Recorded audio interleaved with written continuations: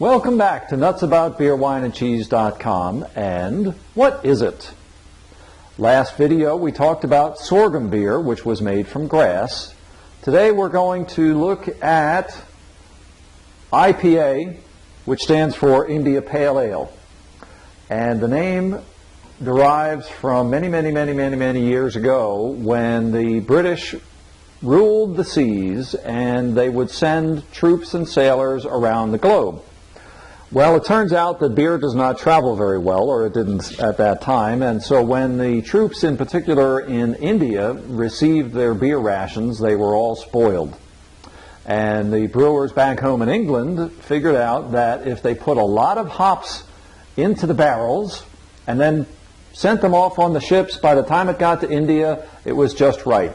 So now we have IPA, or India Pale Ale, and there are a lot of different ways to make an IPA.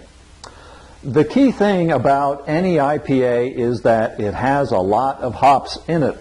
Now, this one that I have here is from Stone Brewing, which is based in San Diego, California.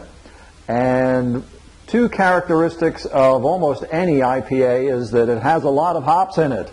Did I say it has a lot of hops in it yet?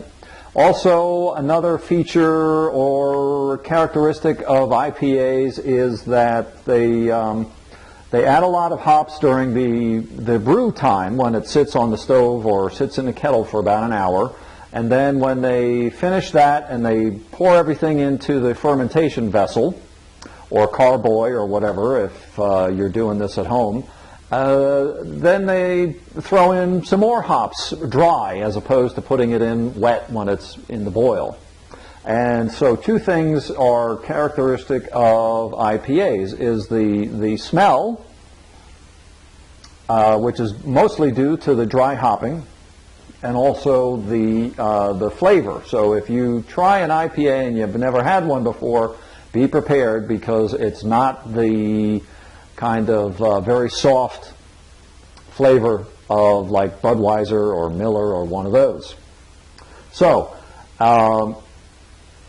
the key thing about IPAs, remember, is there's a lot of hops in it. Some people don't like that. And there's a lot of different ways to make beer. There's a lot of different ways to make an IPA. Yesterday I read about Sierra Nevada is launching, I think, 6 new IPAs, and they're all different, but they're all basically IPA. What makes it an IPA? It has a lot of hops in it. Remember that. It has a lot of hops in it. So, there you have it. Today's What Is It? Is all about IPA. Where it comes from, what it is, why it's an IPA, characteristic smell, characteristic flavor. So here's to you. See you again on What Is It?